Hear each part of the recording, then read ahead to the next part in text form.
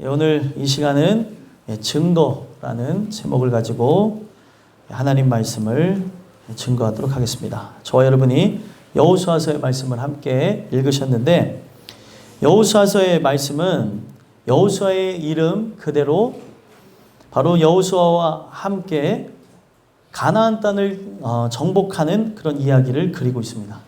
그 가나안 땅을 정복해가는 이야기를 보게 되면 하나님께서 이 여호수아라고 하는 이름에 대한 부분은 이 사람은 족보도 이렇게 잘 기록되지 않은 사람이거든요. 그런데 이 여호수아라고 하는 인물, 그냥 눈의 아들 모세의 시종으로만 기록됐던 사람이 결국에 이스라엘 그 수많은 사람들을 이끌고 가나안을 정복하는 걸 성공하는 이야기를 그리고 있습니다. 우리는 이 이야기를 통해서 예수 그리스도의 그 모습을 함께 찾아볼 수가 있는데, 예수 그리스도는 고운 모양도 없고 풍채도 없고 흠모할 만한 그런 부분이 전혀 없다고 성경은 얘기하고 있습니다. 그런데 그 예수를 의지해 나아감으로 그 예수와 함께 우리가 영원한 천국에 가는 것이다 라고 하는 걸 가르쳐주고 계시죠. 마찬가지로 여호수아라고 하는 인물은 어느 누가 봐도 특별할 것이 없었던 인물이었지만 그에게 있었던 바로 믿음과 또 사명의식이 이스라엘 전체 사람들을 이끌고 가는데 부족함이 없었다는 겁니다. 예수님도 한 가지 생각으로만 꽉 차 있었죠. 아버지의 뜻. 그 아버지의 뜻을 이루려고 하는 그 엄청난 생각이 우리의 모든 인류를 이끌고 영원한 천국에 들어가게 하셨다는 겁니다. 이처럼 여호수아를 보게 되면 그 여호수아와 함께 이스라엘이 가나안 땅 중부와 남부와 그리고 북부를 차례로 말씀하신 대로 정복해가는 이야기를 통해서 우리가 주님과 함께 내 마음의 땅에 아직까지 있는 그런 어둠들, 주님이 이제 들어오셨다면 주님이 들어오셔서 우리 안에 있는 모든 가나안 7족을 멸하시고 어둠들을 정복해 나가는 것들을 경험하는 것과 함께 연결을 시키고 있다는 겁니다.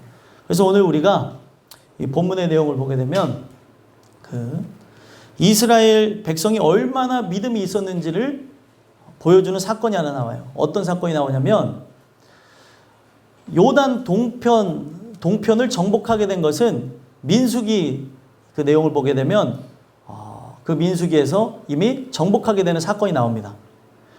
9세대들이 그 땅을 정복했죠. 근데 지금 여호수아에 나온 사람들은 신세대들이에요. 광야에서 태어난 세대들.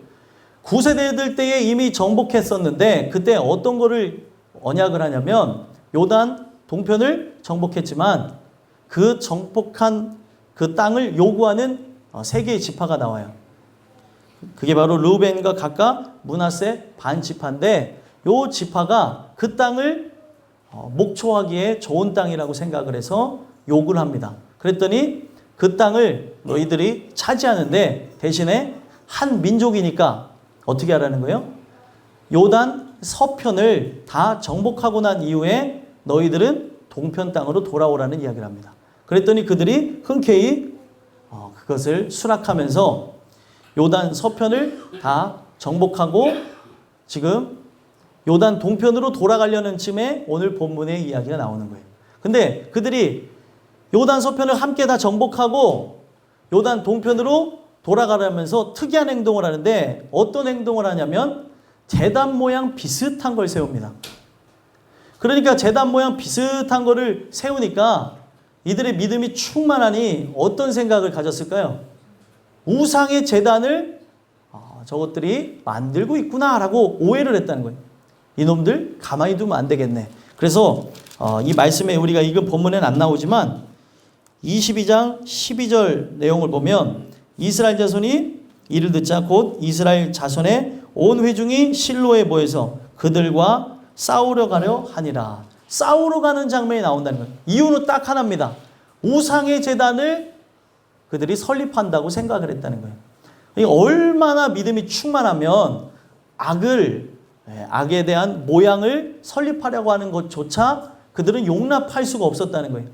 그래서 그런 상황 속에서 전쟁이 막 일어나려고 하니까 여기에 보게 되면 여호수아서와 또 사사기와 그리고 민수기의 핵심적인 인물이 나옵니다. 그게 바로 누구냐면 비느하스라고 하는 인물이에요. 그 비느하스에 의해서 어떤 일이 일어나냐면 재앙이 그쳐지기도 하고, 비느하스에 의해서 결국에 그 지파 간에 있었던 분쟁들을 해결하기도 하고, 또 여기서도 비느하스가 이제 또 활약하는 장면이 나옵니다. 너무나 은혜가 충만하고 사려가 깊고 하나님의 충만함으로 뭉쳐져 있었던 사람이니까 진상조사를 맡겨요. 그랬더니 진상조사를 하려고 이제 그 르우벤 지파와 갓지파와 므낫세 반지파, 므낫세 반지파라고 하는 거는 므낫세 지파 중에서도 반만 그들과 함께 했다는 거예요. 가서 조사를 해봤더니 내용이 뭐예요? 이들이 우상의 제단을 설립하는 목적이 아니었다는 거예요. 그러면 이들이 제단의 모양을 하고 있었으나 그 제단이 아닌 것을 왜 설립했는가 하고 대화를 나눠보니까 다른 목적을 갖고 만든 게 아니라 이것을 기념비적으로 세워서 서로가 뭐라고 하는 걸 가르쳐 주는 거예요? 한 민족이라는 것. 요단 서편과 동편이 이제 갈라지잖아요. 요단 강을 기점으로 해가지고 서로가 다른 이제 장소로 가서 살게 되어지는데, 요단 동편 가서 살다 보면은 요단 동편에서 계속 살다 보면 100년, 200년 지나다 보면 저 서편 땅에 있는 사람들이 형제인지 아닌지 모를 수도 있게 되기 때문에, 또한 반대로 서편 땅에 있는 사람 또한 동편의 사람에 대해서 오해할 수가 있기 때문에 거기다가 기념비를 세웠다는 거예요. 그래서 그 기념비를 세우면서 이것을 세우려고 하는 목적이 딱 한 가지라는 거예요. 뭐라고 하는 거죠? 증거를 세우기 위해서 세웠다는 거예요. 그래서 우리가 한 민족이라는 사실, 우리가 바로 하나님의 백성이라고 하는 그 사실을 후손들에게 알리기 위해서 그 제단의 모형, 제단보다는 좀 더 큰 사이즈로 만들었어요. 그렇게 만든 이야기가 오늘 우리가 나눌 이야기라는 거예요. 저와 여러분이 이 전체적인 줄거리를 들었는데 이 내용을 통해서 살펴봐야 되는 게 뭐냐면, 그 증거가 무엇이길래 그 요단 동편의 사람들은 세우기를 원했냐는 거예요. 우리가 신앙생활을 하고 있는 사람으로서 가장 중요한 게 뭐냐면 증거가 있어야 돼요. 이 증거가 바로 있는 사람들이 증언을 하는 것이고, 그 증언을 하는 사람을 성경은 증인이라고 합니다. 성경이 구조적으로 되어 있어요. 증거를 경험하지 않았다면 증언할 수가 없어요. 목격자가 없는데 어떻게 그 사건을 해결할 수 있겠습니까? 성경은 가장 큰 목격자들이 바로 여러분들이 또 제가 되기를 원하는 거예요. 바로 예수가 죽으셨지만 우리를 위해 부활하셨다는 것, 이것을 눈으로 목도한 사람들이 바로 증언하며 증인이 되라고 하는 얘기를 하는 거죠. 이 내용을 보게 되면 계속 성경 전체적인 내용이 연결이 되고 있는데, 하나님의 말씀을 증거하는 것은 내 안에 증거가 있어야 증언을 할 수 있지, 내가 목격하지도 않았는데 목격한 것처럼 그렇게 얘기하게 되면은 이거를 뭐라고 얘기합니까? 거짓 증언이라고도 하고, 또 요즘에는 막 본 것처럼 막 허황되게 얘기하는 걸 허언이라고 합니다. 허언. 오늘 우리가 바로 그런 허언증을 가지고 있는 사람처럼 되어져 버릴 수가 있다는 거예요. 근데 오늘날 문제가 뭐냐면 실제로 증거가 없이 누구에게서만 들은 걸 갖고 이야기를 하므로 여러 종교를 갖고 있는 사람들, 또 다른 신을 갖고 있는 사람들과 대화할 때 뒤로 밀려나거나 그리고 그들에게 지는 경우들이 있다는 거예요. 들은 얘기를 갖고 하는 게 아니라 내가 본 걸 갖고 얘기해야 변화가 일어나는 거예요. 그래서 성경은 이 증거에 관한 이야기를 통해서 우리에게 무엇을 얘기하는 거냐면, 자, 여러분들 이 성경책 있죠? 성경책을 우리가 흔히 얘기할 때 로고스라고 얘기합니다. 로고스가 갖고 있는 의미는 정형화된 말씀, 변함이 없는 적혀진 말씀을 로고스라고 해요. 그러면 이 로고스의 말씀이 오늘 로고스로만 머물러 있다면 의미가 없어요. 레마로 여러분들에게 와야 되는 겁니다. 그래서 성경은 이걸 어떻게 표현하고 있냐면 증거라고 하는 이 단어 속에 어떤 의미가 있냐면 이중으로 하다라는 의미를 갖고 있어요. 자, 이 로고스의 말씀이 그냥 정형화되어져서 어떤 역사적인 이야기를 담는 게 목적이 아니라 이것을 실제로 경험하는 게 목적이라는 거예요. 그래서 이 성경에 있는 이 모든 걸 뭐라고 얘기합니까? 구약과 신약, 바꿔서 얘기하면 옛 약속과 새 약속이라고 하는 걸 이야기하고 있죠. 이것을 경험해야 증거를 얻었다고 얘기하는 거예요. 증거는 바로 두 사람 간에 함께 그것을 채택할 수 있어야 증거가 되는 겁니다. 그러니까 예를 들면은 두 사람이 있어요. 증거로 제출했는데 저 사람이 인정할 만한 것이 함께 그걸 공감되어질 만한 것이 되어져야 증거가 되는 거예요. 그래서 성경은 이 내용 속에서 하나님과 바로 나 사이에 증거가 있느냐 이걸 물어보는 거죠. 여러분들이 교회를 다니면서 그냥 귀로만 듣는 하나님의 말씀이 아니라 눈으로 그분을 배우는 게 목적이라는 거예요. 그래서 그것을 경험해야 나는 증거를 얻었다고 하는 겁니다. 근데 수많은 사람들이 신앙생활을 하다가 낙오하고 결국에 세상으로 돌아가는 이유가 뭐냐면 증거가 없다는 거예요. 심지어 오늘 우리가 주의 일을 한다는 사람들까지도 증거가 없이 그 길을 걸어가는 사람이 있다는 거예요. 누군가에게 들었던 이야기, 누군가에게 감동을 받았던 이야기, 누군가에게 선동되어진 이야기만 갖고 평생을 살아갈 수 있는 게 인간이더라는 거예요. 여러분들 선동이 얼마나 무서운지 아시죠? 선동이라고 하는 거는 나의 눈과 귀를 멀게 하면서 평생 그렇게 살아갈 수가 있게 만드는 게 선동입니다. 근데 오늘 우리가 이 말씀을 통해 실제를 봤다고 한다면 선동되어진 사람들이 있어요. 마귀에 의해서 이리 끌려다니고 저리 끌려다니는 그 사람들을 볼 때 내가 이걸 실제로 경험을 했다면 그런 사람들에게 어떤 일을 내가 할 수 있을까요? 내가 증거를 얻었다면 증언을 하기 시작합니다. 이게 몇 사람이 변화할지 몇 사람에게 영향을 줄지는 모르겠지만 이게 바로 사실입니다. 실제적인 일입니다. 하면서 이야기를 시작할 거라는 거예요. 그래서 성경은 이 내용을 보게 되면 이중구조로 되어졌어요. 바로 하나님의 말씀을 피상적으로 듣는 사람들, 도덕과 윤리적인 측면으로 받을 수 있게 만들어진 부분과 실제로 레마로 듣게 하기 위해서 만들어져 있다는 거죠. 그러니까 이 내용을 보게 되면 성경의 원 메시지를 여러분들이 받지 못한다면 그냥 성경에 있는 스토리 라인만 내가 가지고 있다면 변화가 일어나는 게 아니라 성경에 있는 모든 사건이 나와 연관성을 갖고 연결이 되어지면서 여러분들에게 실제 사건이 되어질 때 여러분들은 증거를 얻었다고 얘기하는 거예요. 그래서 성경에 있는 이 수많은 내용들, 수많은 증거들이 여러분들에게 경험되어졌으면 좋겠습니다. 아무리 수도 없는 정말 생명의 말씀이요, 능력의 말씀이요, 진리의 말씀이 적혀졌을지라도 나에게 한 구절이라도 와닿지 않는다면 의미가 없어요. 하나님 말씀은 살아있죠?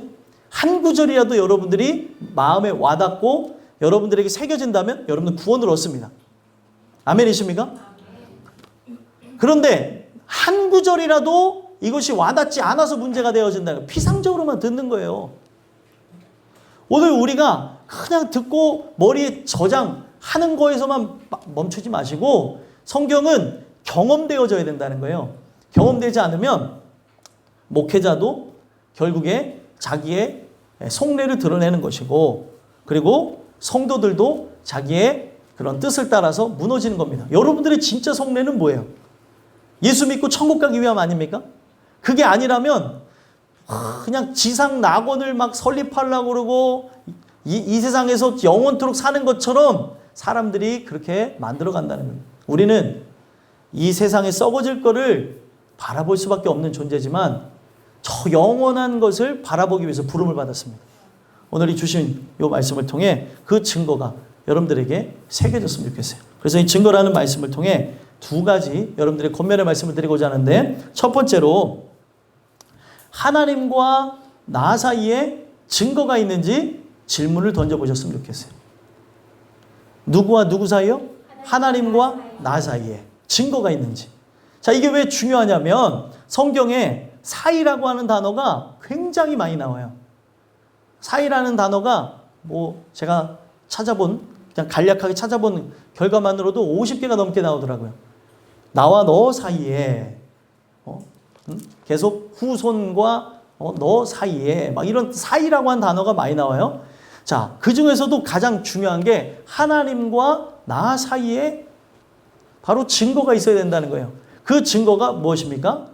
바로 여기서는 제단을 쌓아가지고 그 제단에 모형을 한 그 기념비를 쌓아서 자손들에게 알게 하고 모든 사람들이 알게 하는 데 목적을 뒀잖아요.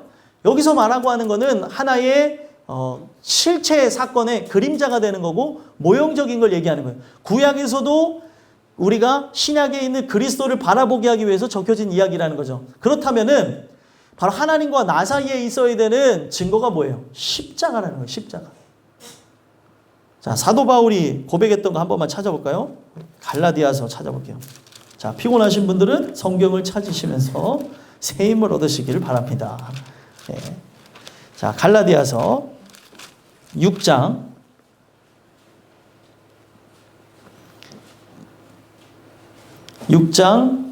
14절에서부터 17절까지 한번 읽어보겠습니다.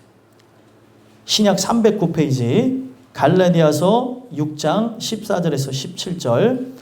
자, 받들어 봉독하겠습니다. 그러나 내게는 우리 주 예수 그리스도의 십자가 외에 결코 자랑할 것이 없으니 그리스도로 말미암아 세상이 나를 대하여 십자가에 못 박히고 내가 또한 세상을 대하여 그러하니라. 할례나 무할례가 아무것도 아니로되 오직 새로 지으심을 받은 것만이 중요하니라. 무릇 이 규례를 행하는 자에게와 하나님의 이스라엘에게 평강과 긍휼이 있을지어다. 이후로는 누구든지 나를 괴롭게 하지 말라. 내가 내 몸에 예수의 흔적을 지니고 있노라. 아멘. 자, 보게 되면은 자, 14절에 사도 바울이 한 고백이에요. 뭐를 자랑한대요?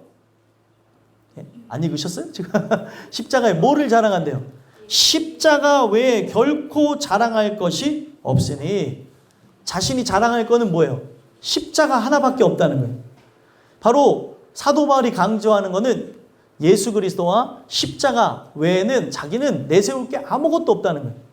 그리고 그가 이상 살아가면서 경험했던 모든 것들은 뭐라고 이야기를 하냐면 배설물로 여긴다고까지 얘기했어요. 그가 실제로 경험한 모든 것들이 배설물입니까? 여러분들 그걸 의미를 잘 알아야 돼요. 그가 경험하고 체험하고 쌓았던 모든 지식은 사실 배설물은 아니지만 배설물로 여긴다라고 얘기했어요. 왜 배설물로 여긴다는 거예요? 정말 이 세상에 가장 중요한 걸 잊고 살았다는 것을 강조하기 위함에서 얘기한 거죠. 학식도 그리고 내가 갖고 있었던 예를 들면 학위도 또 내가 갖고 있던 지위도 돈도 명예도 소용이 없다는 거예요. 예수를 내가 알고 있는가? 그곳에 늘 관심을 갖고 나가야 되는데 그러지 못했었던 자기를 바라본 것이죠. 그리고 심지어 예수 믿는 사람들을 자기가 박해하고 죽이기까지 했었다는 거예요. 그러면서 자기가 예수를 만나면서 예수를 그가 실제적으로 만났을까요? 눈으로 그가 만난 게 아니라 말씀으로 만나는 겁니다. 그가 예수님이 살았던 시대에 함께 있었지만 그 예수님에 대한 존재를 그가 말로는 들었었지만 실제적으로 막 제자들과 같이 따라다녔던 건 아니었다는 거예요. 그래서 항상 의심받았던 게 뭐냐면 사도성에 대해서 의심을 받았습니다. 네가 사도가 맞느냐? 너가 진짜 제자라고 얘기할 수도 없지 않냐? 네가 어떻게 그 제자들과 함께 어울리지도 않았는데 제자들과 같이 그런 힘을 가지고 주의 복음을 증거할 수 있느냐? 근데 자기는 실제로 만났다는 거예요. 그러면서 자기에게 자랑할 거는 딱 한 가지, 십자가밖에 없다는 겁니다. 오늘 여러분들과 저 사이에 있어야 되는 거는 뭐예요? 하나님과 나 사이에 있어야 되는 거? 십자가라는 거밖에 없습니다. 그래서 예수님이 십자가에 달려 죽을 때, 제가 벌써 여러 번 강조했지만 십자가에 달려 죽을 때 뭐가 찢어졌죠? 바로 휘장이 찢어졌어요. 이 휘장은 뭐냐면 성소와 지성소 사이에 이렇게 있는 커튼과 같은 거라고 생각하시면 되겠어요. 근데 그 휘장이 위에서 아래로 착 찢어집니다. 그래서 예전에는 제사장들, 선택받은 제사장들만 들어갔는데 어떤 누구라도 예수의 보혈을 의지하면 들어갈 수 있는 길이 열려지게 된 거예요. 그러면 오늘 우리가 하나님의 아들 예수를 진짜로 만나야 하나님과 나 사이에 십자가가 실제로 세워져 있어야 우리가 하나님께 나갈 수 있는 거예요. 보혈을 지나야 하나님 품으로 갈 수 있는 것이지 보혈을 지나지 않고서는 그분께 나갈 수가 없다는 거예요. 여호와의 유월절 찬양도 했잖아요. 지성소로 들어가는데 지성소로 어떻게 들어가요? 예수님의 십자가의 그 보혈의 공로를 의지하고 들어가는 겁니다. 근데 나 사이에, 나와 하나님 사이에 십자가가 세워져 있지 않다면 이 십자가가 실제로 여러분들에게 세워져 있는 것이 아니라면 아무 의미가 없다는 거예요. 오늘 우리가 하나님께로 나갈 수가 없는 존재입니다. 성경에 보게 되면 출애굽기에 이런 내용이 잘 되어져 있는데 하나님이 구원하는 백성과 그 바다에 수몰시키는 백성이 달라요. 바다에 수몰되어지는 존재들은 바로 애굽왕 바로를 쫓았던 사람들이죠. 그리고 하나님의 백성 이스라엘은 어떻게 합니까? 그 바다를 건너서 홍해 바다를 건너서 저 바다 건너편으로 가게 되어지는 걸 봐요. 근데 그들이 서로가 서로를 만날 수밖에 없는데 바로의 군대가 이스라엘 백성을 추격해서 죽이려고 할 때 가로막는 것이 딱 하나가 있었으니 그게 바로 구름이었습니다. 흑암으로 덮여진 구름. 그래서 하나님이 거기서 구분을 지었는데 절대로 그 앞으로 나갈 수가 없는 거예요.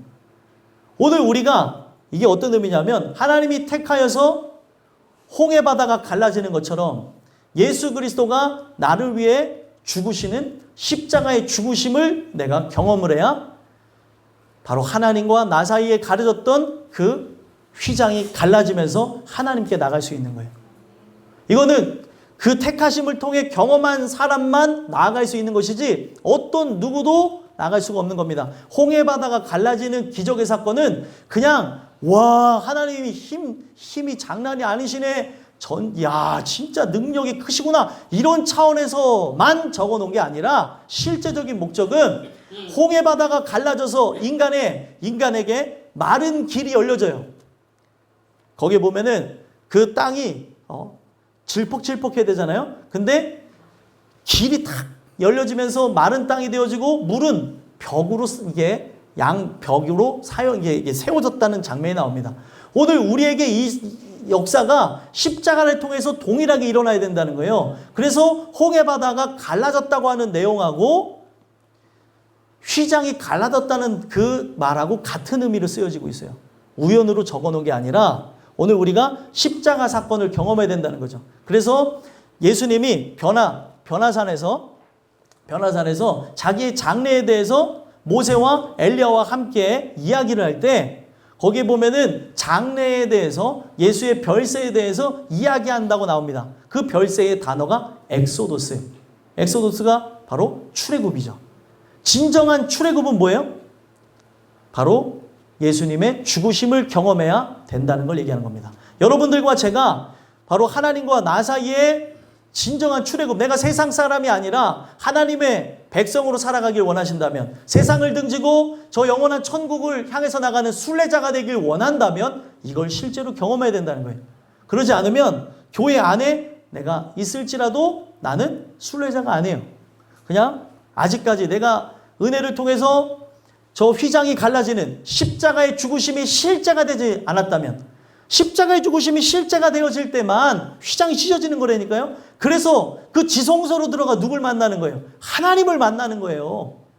별로 감격스럽지 않으신가 봐요. 우리는 신앙생활하는 이유가 바로 그거예요. 그거. 다른 이유가 아니라는 거예요. 우리가 진짜 교회에서 먹고 마시고 교제하고 놀기 위해서 모여져 있는 게 아니라 그걸 경험하기 위해서 나오는 것이라는 거예요. 근데 교회에서 우리가 즐기는 거는 좋은데 말씀 듣기는 싫어하고 내가 은혜 안으로 들어가기를 싫어한다면 나는 교회에서 정말 많은 시간을 보냈을지언정 나에게 기다리고 있는 예약은 저기 지옥 아랫목이 예약되어져 있다는 거예요. 오늘 우리가 하나님과 나 사이에 이 증거가 있는지 살펴봤으면 좋겠어요. 오늘 우리가 바로 하나님과 나 사이에 세워질 증거, 이중적으로 하는 거예요. 하나님도 나도 이 사이에 십자가를 통해, 예수의 죽으심을 통해 우리가 하나가 되어지고 바로 하나님께 나아가는 길이 열려지지 않는다면 어떤 누구도 살 수가 없다는 겁니다. 그래서 여러분들, 예수님의 십자가의 죽으심에 관한 그 모든 사건은 구약에서부터 계속 언급했던 것이 십자가의 언약으로 자기의 몸을 죽으시면서 우리를 살렸다는 거예요. 오늘 여기 있는 모든 분들이 2000년 전에 바로 십자가가 세워졌지만 그때 역사적으로 세워진 거 말고요, 하나님과 나 사이에 세워지는 십자가를 통해서 우리는 날마다 새 힘을 얻고 변화를 얻는 은혜가 있게 되길 간절히 소망합니다. 마지막 두 번째로 증거라는 말씀을 통해 우리가 무엇을 살펴봐야 되는 거냐면, 이웃과 나 사이에 증거가 있는지 질문을 던져보시기 바랍니다. 이웃과 나 사이에. 자, 이웃과 나 사이에 바로 증거가 있다? 이게 어떤 의미일까요? 자, 이 사람들을 보게 되면, 이 사람들을 우리가 조금만 살펴보면, 이 사람들은 신앙이 뭔지를 정확하게 알고 있었어요. 그래서 신앙이라고 하는 거는 끝까지 깨어있는 거를 알았기 때문에 서로가 서로를 어떻게 했습니까? 견제했고 서로가 서로를 함께 감시하면서 신앙으로 나가고 있는지를 살펴봤어요. 만약에 죄악으로 나가면 어떻게 하겠다는 거예요? 칼을 뽑아가지고 처단을 하겠다는 생각을 가졌던 게 이들입니다. 오늘 우리가 우리 동역자, 어떤 의미인 것 같아요? 동역자, 우리가 이게 편안하게 얘기했을 때 밀어주고 당겨주는 것 맞아요. 근데 동역자는 뭐냐면 죄악으로 나가고 있으면 칼을 꺼낼 수 있는 게 동역자예요. 말이 좀 너무 센가요? 죽이기 위한 목적으로 칼을 꺼내라는 게 아니라, 너가 여기서 나가게 되면 나하고 끝이다. 여기서 이 문을 나가려고 한다면, 뭐 여러분들 영화 혹시 좋아하시는지 모르겠지만 영화 이렇게 나오잖아요. 여기서 너가 나가려 한다면 이 칼로 어떻게 하래요? 나를 죽이고 가라. 아, 그러면은 거기서 어떻게 해요? 제가 어떻게 당신을 죽이고 합니까? 저는 여기서 죽겠습니다. 아, 갑자기 예. 분위기 안 좋아졌어요? 아니, 그런 영화 속에서도 자주 보는 것처럼 우리가 진짜 신앙인이라고 한다면 내 사랑하는 이웃, 가장 가까운 이웃이 누구예요? 아, 이웃이라는 거 좀 감이 안 오세요? 원수 같은 이웃 있잖아요. 가족. 예. 왼수, 좀 좋은 말로 왼수라 그러죠? 아, 이 왼수야. 예?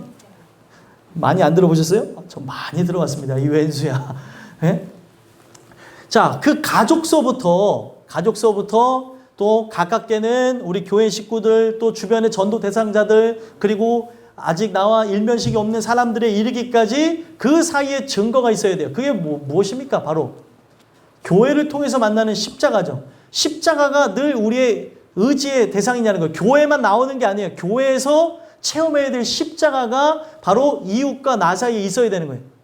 그래서 나만 이걸 경험하는 게 아니라 저 사람이 바로 저 십자가를 경험하지 못했다면 어떻게 하는 거예요? 권면하는 거죠. 목회자가 할 수 있는 권면의 최고가 뭘까요? 네, 말씀 들으셔야죠. 기도하셔야죠. 아유, 새벽에 나와서 기도하세요. 이거 말고 할 얘기가 없어요. 솔직히. 안 그렇습니까? 뭘 자꾸 뭐 꾸며서 얘기를 하려는 게 이상한 거예요. 예. 이게 기술이 부족해서 그런 게 아니라 하나님이 그렇게 말씀하신 거예요. 하나님, 제가 너무 힘이 들고 외롭고 죽을 것 같습니다. 그러면 하나님이 뭐라고 하실 것 같아요? 너는 내게 나와서 부르짖으라. 아, 하나님 그거 말고요. 아, 진짜 하나님 너무 답답하시네. 죽어라. 하나님이 죽어라 이래요? 아, 참. 나 대신 죽어라? 그래요? 아이고. 아니죠. 예? 하나님이 그런 얘기를 할까요? 아니, 하나님이 나에게 얘기를 하는 그 부분들을 생각해 보자는 거예요. 하나님 나에게 뭘 원하시는가? 정말 미련해 보여도 말씀 듣는 것, 바로 기도하는 것에서부터 시작해서 그걸로 맞춘다는 거죠. 그래서 오늘 우리의 삶에 똑같아요. 증거가, 여러분들 진짜 구원받은 사람이 아직 구원받지 못한 내 형제 자매들에게 얘기를 해보십시오. 그걸 듣는 사람들이 어떻게 반응해요? 야, 너 그렇게 나와서 기도해야지. 너 말씀 들어야지. 그러면 아우 제발 귀가 진짜 귀가 따갑다고. 왜 만나기만 하면 도대체 이 얘기를 하냐고. 여러분들에게는 기반이 십자가가 돼야 되는 거예요. 지금 이들이 그것이에요. 이들의 기반은 늘 십자가를 근거해서 얘기했습니다. 여러분들의 삶 속에 무엇을 얘기하든지 기반이 뭐예요? 십자가. 바로 그리스도가 기반이 되어서 나가야지만 사람들을 살릴 수가 있다는 겁니다. 오늘 우리의 인생 속에 가장 중요한 것, 만약에 저 사람이 십자가가 세워져 있지 않는다고 한다면 우리가 일어나서 그들에게 가서 권면하고 또 울며 그리고 함께 그 손을 붙잡으면서 나가야 되는 그런 것이 있어야 된다는 거예요. 근데 이것이 제가 왜 이거를 여러분들에게 권면을 드리냐면 실제로 이걸 경험하지 않으면 내 자녀가 죽어도 권면하고 싶은 생각이 별로 없다니까요. 내 남편, 내 아내가 수렁통에 빠져도, 구렁텅이에 빠져도, 그 수렁에 빠져도 그냥 아유 그래 네 인생은 네가 알아서 사는 거지라고 하는 그런 생각밖에 안 들어간다는 거예요. 근데 내가 이걸 경험을 하고 지옥을 실제로 알고 하나님의 그 뜻 가운데 살고자 하는 마음으로 충만하잖아요. 내가 이걸 실제로 경험했어요. 나는 경험을 했는데 저들에게 이런 일이 없다면 기념비를 세워서라도 내가 살아있다고 한다면 이 살아서 뭐를 하는 거예요? 저들이 어떻게 해서든 하나님의 말씀에 부딪힐 수 있는 증거를 만들었던 게 바로 제단이었어요. 제단 모형으로 한 기념비.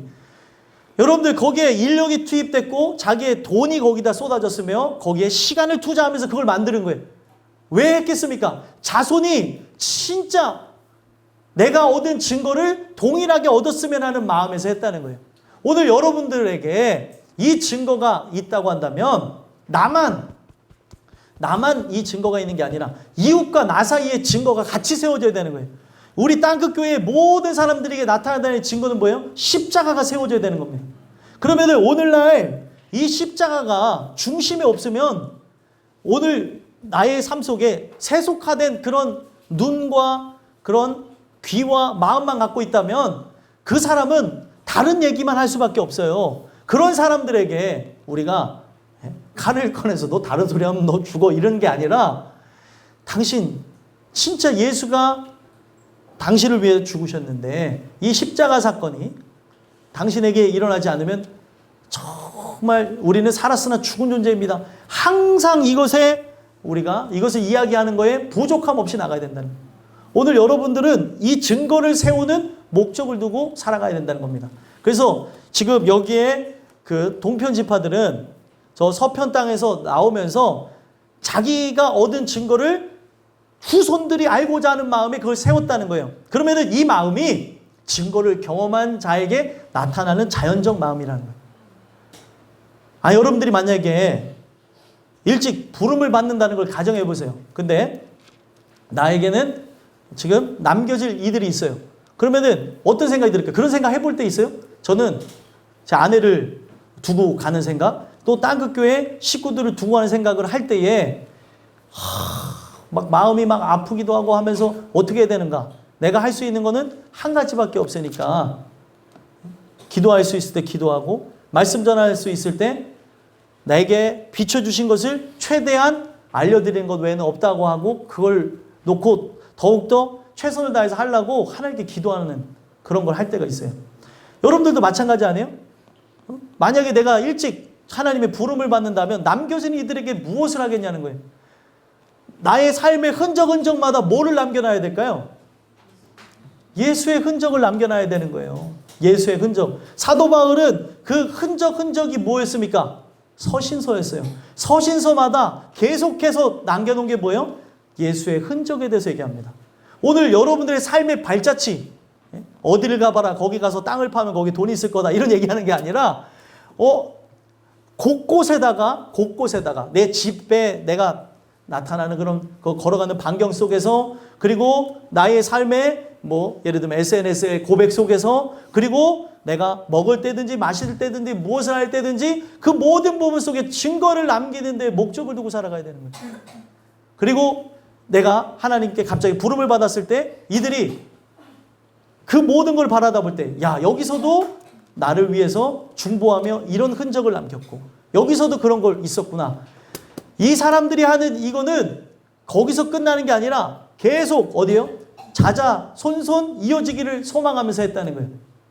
가장 큰 사랑이 무엇입니까? 가장 큰 사랑은 예수를 믿게 하는 게 가장 큰 사랑이에요. 오늘 이 주시는 말씀을 여러분들에게 새겨져서 증거를 그들에게 알게 하기를 소망하며 내가 할 수 있는 게 뭐예요? 기도하는 거. 또 말씀을 증거하는 거.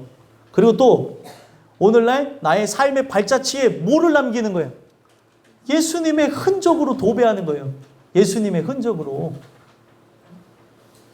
여러분들, 내가 하나님께 만약에 내일 부름을 받는다고 하면 유언을 남겨요, 안 남겨요? 남겨요. 그럼 어떤 유언을 남길까요? 네? 천국에서 만나자. 수아야, 안녕. 네? 왜 목사님 갑자기 왜 내 이름 부르지? 아니, 그럴 수 있잖아요. 천국에서 만나자. 엄마, 아빠가, 하나님께서 나를 일찍 부른다 하더라도 수아는 끝까지 승리해서 왔으면 좋겠어.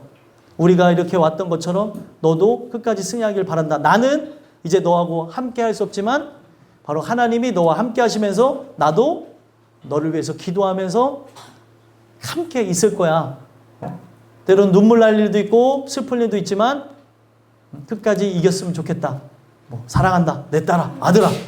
예? 사랑해요. 밀키스 이거만 하는 게 아니라 죄송합니다. 예.